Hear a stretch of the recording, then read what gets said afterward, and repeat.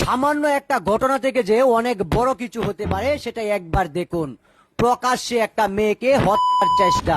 আসলে সে কি এমন করেছিল যেটার কারণে এখন কয়েকজন মিলে তাকে দাওয়া পাল্টা দাওয়া দিয়েছেন। এমন পরিস্থিতির ভিতরে আপনি আসলে কি করবেন, কি ভাববেন সেটাই জানার বিষয়। পরিস্থিতিটা যেমনই হোক, একটা মেয়ে মানুষ অন্যায় করলে তার গায়ে হাত মানে আপনি চরম অপরাধের শিকার।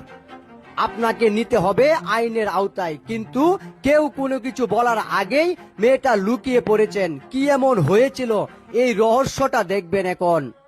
চরম বেড়াজালে আবদ্ধ হওয়ার পরও আপনার বুঝে ওঠার আগেই আপনার ক্ষতি হয়ে যেতে পারে। যদি আপনার দোকান কিংবা আপনার বাসাবাড়ি থেকে কয়েক লক্ষ টাকা চুরি করে কেউ পালায়, তখন আপনাকে কি করা উচিত?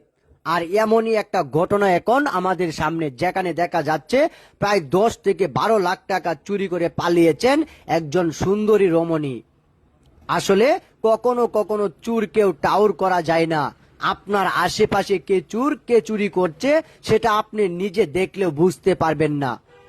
কারণ সুন্দরের ভিতরেই লুকিয়ে আছে রহস্যের মায়াজাল। আর এই মায়াজালের ভিতরে আপনি পড়লে আপনার অনেক বড় ক্ষতি হয়ে যেতে পারে।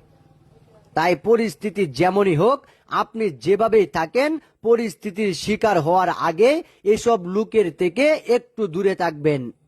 আর এসব লোক থেকে দূরে থাকলেই আপনি হতে পারেন অনেক কিছু। আপনার সামান্যতম ক্ষতি, আর এই ক্ষতির দোষারোপ থেকে আপনি মুক্ত হতে মাত্র সময় লাগবে কয়েক মিনিট। কারণ আপনার আশেপাশে এসব আগাছা কখনোই রাখবেন না। এসব আগাছা রাখলে আপনি কখনোই ওদের থেকে ভালো কিছু পাবেন না।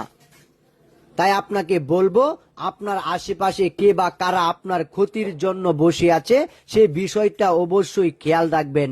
অন্যথায় আপনিও কখনো কখনো হয়ে যেতে পারেন ক্ষতির কারণ। আর এরা মূলত কয়েকজনই জড়িত। আর এসব জড়িতদের আইনের আওতায় আনা উচিত। কারণ এক দোষে কখনো দোষ হয় না। আপনি যখন সাউদ কিংবা আপনি সৎ, ঠিক আপনার ক্ষতি করার জন্য বসে আছে অনেকজন। তাই সতর্কতা অবলম্বন করে ব্যবসা বাণিজ্য করবেন। অন্যথায় এসব ঘটনার সাক্ষী হবেন আপনারা। তাই এদেরকে এখন এসব কিছু থেকে বেরিয়ে আসতে হবে, অন্যথায় আমাদের সমাজও হয়ে যেতে পারে কাল। তাই একজন মেয়ে মানুষ কখনোই ভালো কিছু কিংবা খারাপের পথে যায় না, আর সমাজ তাকে খারাপ বানিয়ে দেয়। আর এটা থেকে উত্তরণের একমাত্র পথ হচ্ছে সতর্কতা অবলম্বন করা। আপনি যদি সতর্কতা অবলম্বন করতে পারেন তাহলে হয়তোবা এসব থেকে আপনি বেরিয়ে আসতে পারবেন। আপনার মা কিংবা আপনার বোন কখনোই যাতে এসবের ভিতরে না পড়ে সেদিকে অবশ্যই খেয়াল রাখবেন।